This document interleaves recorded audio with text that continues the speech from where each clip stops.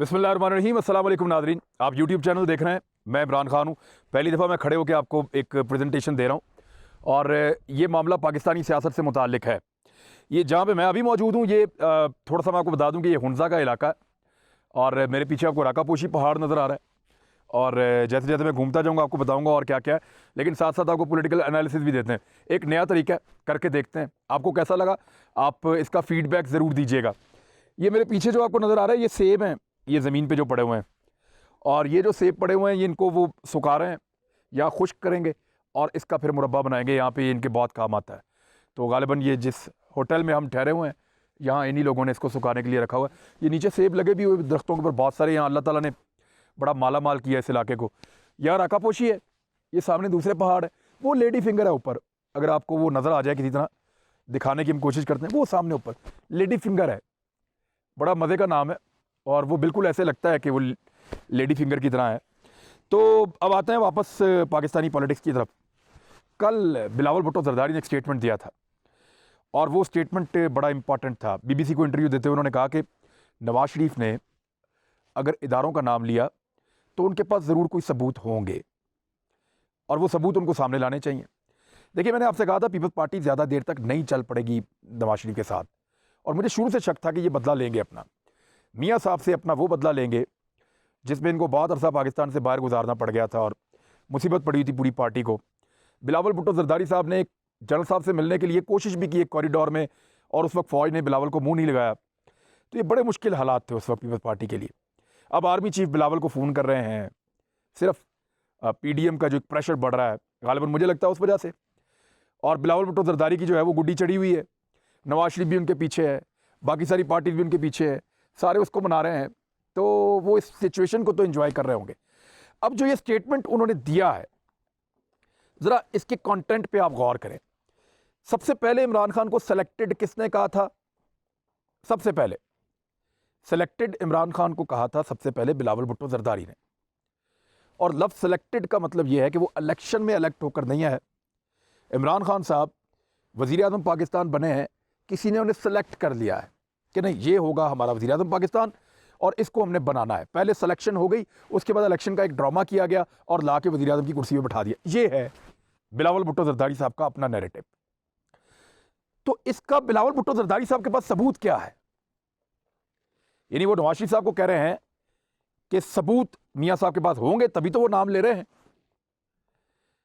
तो खुद उनके पास क्या सबूत हैं कि वो ये कह रहे हैं कि इमरान खान जो हैं वो सेलेक्ट किए गए हैं, सेलेक्टेड हैं? तो फिर उनको भी सबूत देने पड़ेंगे, उनको भी बताना पड़ेगा कि आपने जब कहा कि सेलेक्टेड हैं तो फिर सेलेक्टर कौन है? आप नाम लीजिए, बताइए कौन है सेलेक्टर। बिलावल भुट्टो जरदारी नाम लेना, कौन है सेलेक्टर, किसको वो सेलेक्टर कह रहे हैं? उनके बहुत सारे स्टेटमेंट जो ज़ूमानी स्टेटमेंट हैं वो खुद बताते हैं कि वो पाकिस्तान की फ़ौज को समझते हैं कि ये सेलेक्टर्स हैं और इमरान खान जो है वो सिलेक्टेड है। और इससे पहले वो उनको हमेशा से ये लगता है कि जितनी भी हुकूमतें आती हैं फ़ौज लेकर आती है, फ़ौज गिराती है। इसके अंदर देखें, पाकिस्तान की पॉलिटिक्स के अंदर, पाकिस्तान के इंटरनल मामलात के अंदर, पाकिस्तान के एक्सटर्नल मामलात के अंदर पाकिस्तान की एस्टेब्लिशमेंट का, पाकिस्तान की फ़ौज का रोल होता है। सिक्योरिटी स्टेट टाइप पाकिस्तान है। बहुत सारे ऐसे मामलात हैं कि वो सारा कुछ खुला नहीं छोड़ सकते, लेकिन जब खुद जीत जाते हैं तो फिर ये इलेक्टेड होते हैं। जब कोई और जीत जाता है तो वो सिलेक्टेड होता है। तो जब कोई सिलेक्टेड होता है तो सिलेक्टर का नाम लेने की जरूरत बिलावल भुट्टो जरदारी साहब ने नहीं की। अब मामला आ गया नवाज शरीफ साहब का। नवाज शरीफ साहब ने कहा जी सेलेक्टर जो है ना वो हैं जनरल बाजवा और सेलेक्टर जो हैं वो हैं जनरल फैज़। उन्होंने नाम ले लिया। अब बिलावल भुट्टो जरदारी साहब कह रहे हैं उनके पास ज़रूर कोई सबूत होंगे जिस बिना पे उन्होंने ये कहा कि ये दोनों जो हैं ये सेलेक्टर्स हैं और इन्होंने ये सारा कुछ किया है, मेरी हुकूमत गिराई और इमरान खान की हुकूमत लेकर आए। लेकिन मामला ये है कि जब हुकूमत गिर रही थी उस वक्त बिलावल भुट्टो जरदारी तो खड़े हुए थे या उनके वालिद खड़े हुए थे उस वक्त नवाज शरीफ साहब के अगेंस्ट, और वो बार बार कह रहे थे ग्रेटर पंजाब बनाने जा रहे हैं, अपने माली फ़ायदे के लिए पाकिस्तान को तोड़ने जा रहे हैं। इस किस्म की बातें आसिफ अली जरदारी साहब करते रहे हैं। तो बिलावल भुट्टो जरदारी साहब उन्हीं के बेटे हैं और उन्हीं की पॉलिसी पे चलते हैं। तो मामला जहाँ तक, मैं वापस आ जाता हूँ उस बात के ऊपर कि बिलावल भुट्टो जरदारी साहब ने कहा कि उनके पास कोई सबूत होंगे। तो ये बड़ा मासूम सा एक बयान है उनका।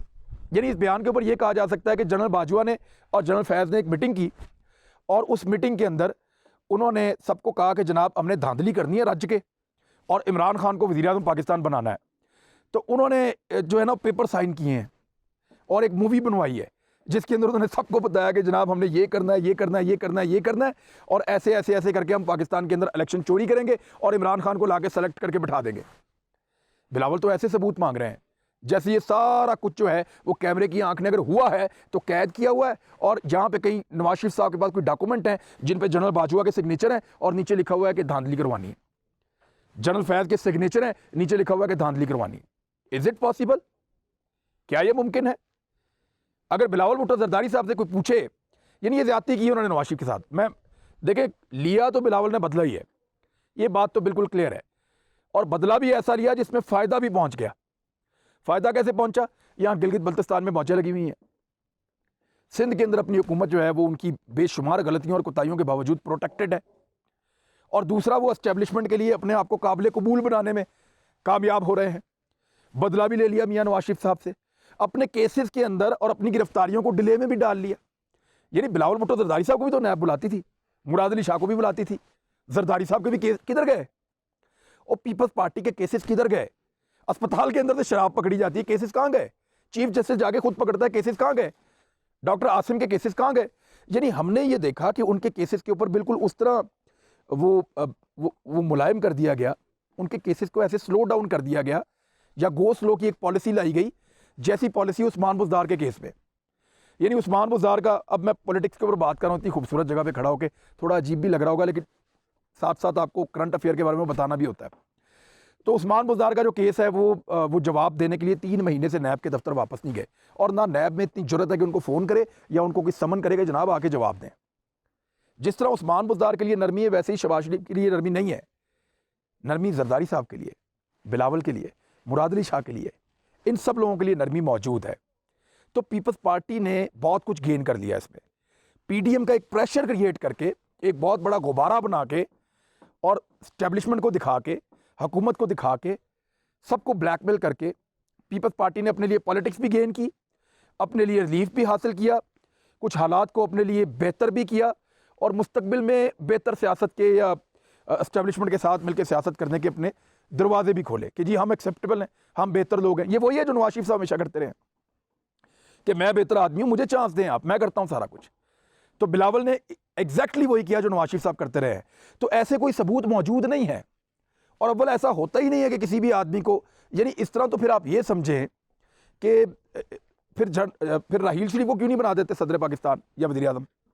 फौज में तो वो ज़्यादा पॉपुलर है। मुशर्रफ को क्यों जाना पड़ गया? बाद में मुशर्रफ इनके इतने फेवरेट थे, उनको सजा भी नहीं होने दे रहे थे, तो फिर आप मुशर्रफ को क्यों नहीं ले आते दोबारा? ऐसा नहीं होता, बंदा पॉपुलर होता है तो इक़्तिदार में आता है, बगैर पॉपुलैरिटी के तो इक़्तिदार में एकदम नहीं आ सकता कोई।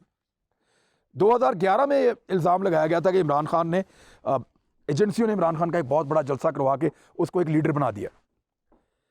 लेकिन 2011 में अगर उन्होंने लीडर बना दिया था तो 2013 में हुकूमत भी दे देते, लेकिन उस वक्त इमरान खान उतना पॉपुलर नहीं था।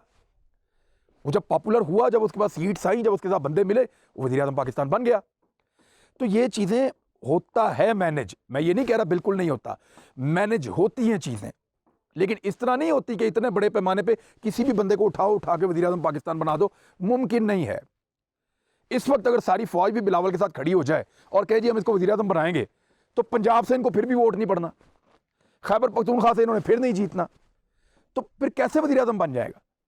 आपको अपने आप को, मौलाना फजलुर रहमान साहब अगर पाकिस्तान के आर्मी चीफ सर से लेके पांव तक जोर भी लगा दे, वज़ीर-ए-आज़म नहीं बना सकते।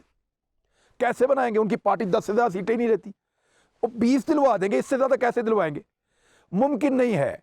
पब्लिक में एक्सेप्टेबिलिटी होती है तो कोई वज़ीर-ए-आज़म बनता है, वैसे बन नहीं सकता। तो नवाज शरीफ में एक काबिलियत थी, वो बना। पीपल्स पार्टी में एक दौर में थी, मोहतरमा की शहादत के बाद वो पीपल्स पार्टी के 2 वज़ीर-ए-आज़म बने, जरदारी साहब सदर बने। इसी तरह इमरान खान में ये थी काबिलियत, या लोगों में उनकी एक एक्सेप्टेबिलिटी थी, वो भी बन गए। तो ये सबूत कहीं नहीं मिलते होते, ना कोई बंदा लिख कर देता है कि ये धांधली करो या ये करो या वो करो। इन चीज़ों के कोई सबूत नहीं होते, ये हवाई चीज़ें होती हैं, ये पॉलिटिकल चीज़ें होती हैं, आपके पॉलिटिकल नारे होते हैं, ये ऐसे स्टंट होते हैं जिनसे आप लोगों को बेवकूफ़ बनाते हैं। लेकिन बड़ी कामयाबी से बिलावल भुट्टो जरदारी साहब ने ना सिर्फ नवाज शरीफ से बदला ले लिया, बल्कि उनकी सियासत को नवाज शरीफ साहब की दफन कर रहे हैं और अपनी सियासत को जिंदा कर रहे हैं। तो this is all about politics.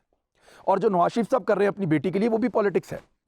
वो अपनी बेटी से पब्लिक पॉलिटिक्स करवा के उनका कद बड़ा कर रहे हैं। उनको पता है कि अभी ये एस्टेब्लिशमेंट या इससे आने वाली अगली एस्टेब्लिशमेंट या कोई भी 2-4 जर्नैल चेंज होगा, हमें हुकूमत नहीं मिलने वाली, मेरी बेटी को अभी मौका नहीं मिलेगा।